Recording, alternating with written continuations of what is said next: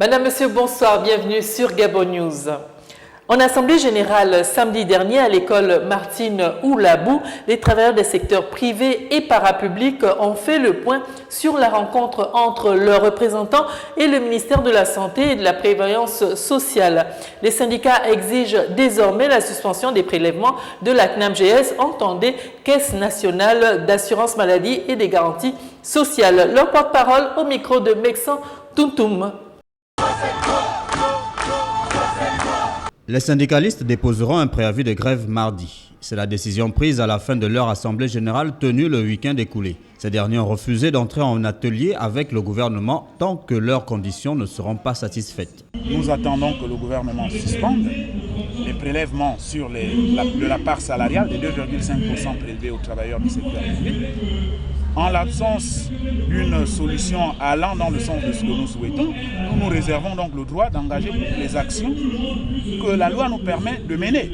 Ils fustigent le comportement du gouvernement face à la grève des employés du pétrole. Nous nous réjouissons de ce que le gouvernement soit allé importer du carburant ailleurs, mais il y a deux problèmes. À un moment où le baril du pétrole s'effondre, et aujourd'hui sous les $50, le gouvernement prend le peu de ressources dont il dispose pour aller l'injecter dans une autre économie. Je ne sais pas si c'est vraiment intelligent. Entre griffes, je m'excuse, je ne voudrais faire insulte à personne, mais je ne sais pas si c'est une solution intelligente. L'organisation des travailleurs estime aussi que la CNAMGS ne devrait pas prélever de l'argent dans la pension des retraités.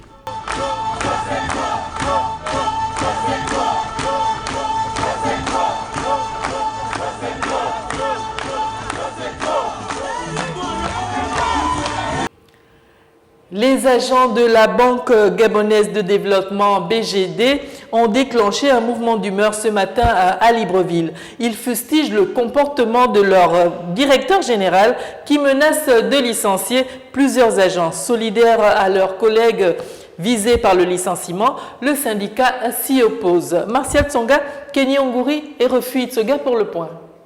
Non au plan social, non au licenciement et non au chômage des Gabonais. C'est ce qu'on peut lire sur la banderole à l'entrée de la Banque gabonaise de développement ce lundi matin à Libreville. Ce qui nous amène à la grève ce matin, c'est déjà le refus de dialoguer de nos dirigeants. Nous ne comprenons pas aujourd'hui une banque qui a plus de 50 ans qu'on nous amène sur le plan social sans rien nous expliquer. Parce que après le départ de M. Bongo Christian, quand M. Onomba a été nommé à la tête de cette entreprise, c'était pour redresser. Donc redresser, c'est réduire. Ça veut dire ramener de l'argent, réduire la dépense. Mais il ne l'a pas fait. Au lieu de réduire, il a embauché, il a augmenté les salaires, il est sorti même de la grille des salaires. Point de dialogue, gabegie financière, autant de mots que dénoncent les agents de la Banque gabonaise de développement. Aucun Gabonais aujourd'hui ne doit perdre son emploi. Parce que si il était vraiment un bon Gabonais, il devrait comprendre que non, 2 millions, pour rien que changer mes ampoules, couper mon herbe, je peux ramener à 1 million. Les peintures, je ne sais pas dans vos maisons comment ça se passe, dans les maisons de vos directeurs comment ça se passe. Mais chez nous, notre directeur général, on change sa peinture par mois. On change les écrans placement dans les chambres par semaine. Ils espèrent que leurs revendications soient prises en compte. Le syndicat de la Banque gabonaise de développement refuse le plan social, licenciement, moins encore le chômage des Gabonais. La Banque gabonaise de développement, comme je vous le disais tantôt, en grève ce lundi matin, les agents de cette institution financière ont fait le pied de grue dans l'enceinte de leur établissement pour dénoncer le malaise qui y règne. Les agents indexent le directeur général qui l'accuse de dépenses faramineuses. Regardez le reportage de Kenny Ongouri et de Martial Tsonga.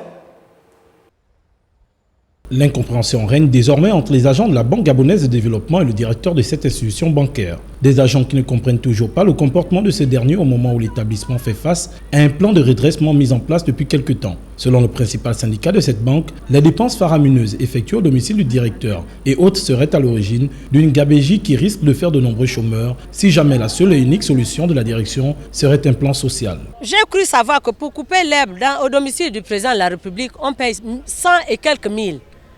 Mais pour couper l'herbe au domicile de M. Onomba, on paye 200 000. Pour faire changer les ampoules ceci, cela, c'est 2 millions par mois dans sa maison. Et je peux aujourd'hui vous donner les factures qui sont multipliées. Ça veut dire, décembre 2014, vous avez la même facture avec 5 numéros différents. Donc la même facture est multipliée par 5. Vous passez de 2 millions à 10 millions. L'heure est à la grève. L'arbitrage du chef de l'État est demandé pour un apaisement et surtout pour la mise en œuvre de ce plan de redressement. Qu'attendent les agents qui ne comprennent toujours pas pourquoi la grille salariale flambe-t-elle à la BGD? La seule charge qu'il a trouvée, c'est la masse salariale. Donc il faut renvoyer les Gabonais au chômage. Alors nous on dit non. Aucun Gabonais aujourd'hui ne doit perdre son emploi. Parce que si il était vraiment un bon Gabonais, il devrait comprendre que non, 2 millions... pour rien que changer mes ampoules, couper mon herbe, je peux ramener à 1 million. On dit qu'on réduit les charges. Ils trouvent qu'on doit acheter une nouvelle voiture pour sa secrétaire. Quand on dit qu'on doit réduire les charges, parce que les charges du secrétariat du DG, c'était à l'époque de Christian Bonga à 1 million. Non, on doit augmenter, ça s'est passé à 2 millions. Donc on se fout des gens. L'Assemblée générale de ce lundi matin s'est tenue en présence d'un émissaire du ministère de l'économie. Malgré cette présence, les agents ne démordent pas et attendent l'épilogue de cette affaire. Nous terminons ce journal avec la casse des habitations qui obstruait les voies situées derrière l'état-major de la marine marchande dans le 3e arrondissement de Libreville. Aucun danger n'est sur les lieux pour le démarrage des travaux. Un fait qui suscite le doute des habitants. C'est un reportage de Georges Mexan-Tuntum. Leurs habitations ont été cassées pour la réhabilitation de la voie située derrière l'état-major de la Marine nationale. Les travaux qui tardent à débuter poussent la population d'Akemi Njogoni au seuil du désespoir. Ça va débuter quand? Là. Je crois que ça va débuter en l'an 3000. Quand on n'a pas encore les moyens, on n'a pas les fonds qu'il faut, ce n'était pas la peine de casser. Parce qu'il fallait déjà que le président Ali Bongo ait déjà l'argent nécessaire pour faire les routes. Donc, ce n'était pas la peine de nous casser. Nous, on était contentes que la route allait passer. Ça nous évitait de grimper encore la colline pour aller chercher un taxi pour aller au carrefour Léomba. Emilienne Azouadeli affirme que les habitants de son quartier avaient bien accueilli la nouvelle du réaménagement de cette voie qui devrait diminuer les embouteillages. Cependant, leur espoir s'évanouit au fil du temps vu que les travaux ne démarrent pas. Les taxis devaient passer là directement à côté de la maison. Mais jusqu'à présent, il n'y a rien. Et nous, on ne fait que se faire piquer par les pointes, par les tôles. Et ça, c'est le tétanos. Qui dit tétanos, c'est quoi? Il faut les vaccins. On n'est pas vaccinés, donc c'est nous qui allons mourir. C'était lui, il a fait pour nous tuer carrément. Akemi Njogoni est un mot de la langue mienné du Gabon qui signifie œuf.